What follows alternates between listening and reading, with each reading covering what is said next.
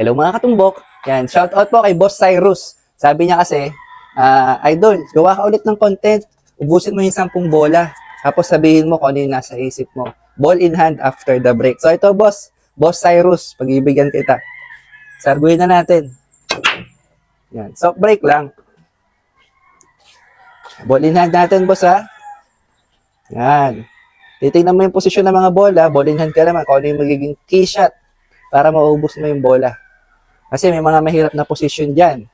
So, ang key shot dito, yung preparasyon natin siguro sa 5. No? 4 papunta sa 5 kasi 1, 2, 3, andyan na siya. So, ito na. Tingnan natin kung anong pinakamaganda. So, dito, papaatrasin ko na lang dito. Okay. Lalimin lang natin, patras. Yan. Ulugin lang natin to natural, ibabaw lang. Yan. Ito na. So, tingin nyo, ano yung pinakamagandang preparasyon, mga katumbok. Papadiretsuhin na lang ba natin sa 4? O dito natin ilalagay? Pag dito, pwede. Pag ganun. May tatama ang 8. Sige. Tingin ko, dito ko siya ilalagay. Malawak naman eh. Para sa akin dito. Yan, pepektusan ko lang to sa kanan. Yan. Oh, masyadong malakas yata. Ay, nako, napalakas na. Dapat doon, dito lang, mga katumbok. Kaya problema na. So, gagawin ko dito, pektusan ko sa kaliwa para pumunta siya doon.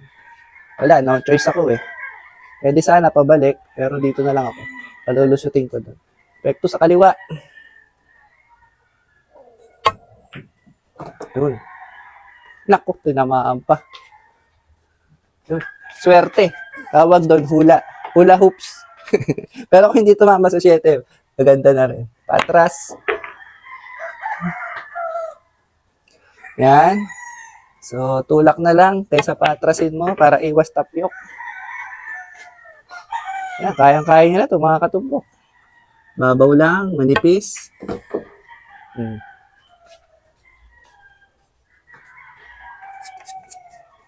Yan, pagka ganyan, gagawin nyo.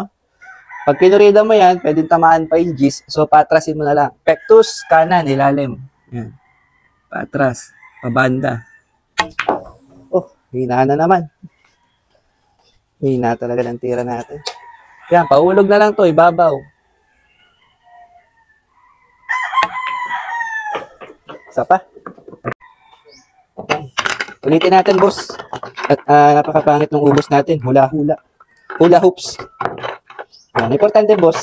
Alam mo yung nasa isip ko, ha? Yan yung purpose ng content natin. Yan. Tingnan nyo din, mga katumbok, kung parehas tayo ng iniisip kung paano umubos ng bola. Yan. So, break lang. Pwede na sago, pasok yung ulo. Yan, kita ko na kagad yung problema natin, yung tres. Yan. Actually, siya na yung kasunod, so madali na itong gawa ng paraan. So, paano yung preparasyon? Yan natin, ha? Kailangan dito pamato. Ano sa tingin nyo? Pinakamagandang tira. Para sa akin, ito, pinakasimple. Yan. Tulak ko lang to eh. Natural lang to, natural. Babaw lang. Oops, lakas nga lang. Hirap talaga ng bilyar. Ito, tutulak ko ng ibabaw na may epekto sa kanan para pag tama dito, epektos pa ganun. Babaw, kanan.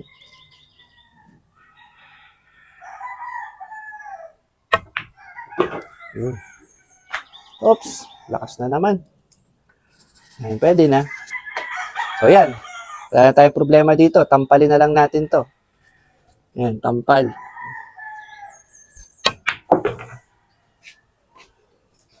Dos bandas. Laging pa dos bandas.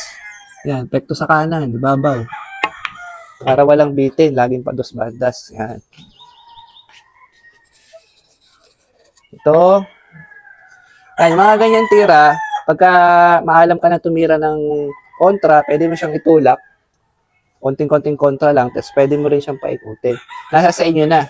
papakiramdaman mo yung tira ko, yung para sa'yo, mas komportable ka. Kagaya niya, sa akin, ibabawin ko na lang yan. Konting-konting kontra lang. Lakas. Malakas lang, pero tama yung tira ko. Ito ulit, ibabaw, konting-konting kontra.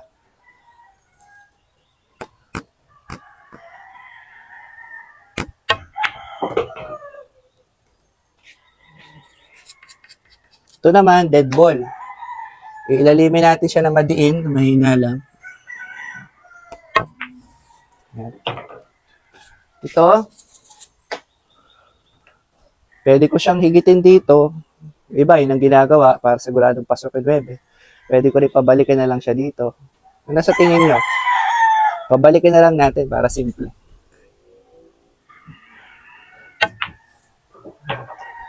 Kapal pa. O yan, last ball. Take time, last ball. Yan.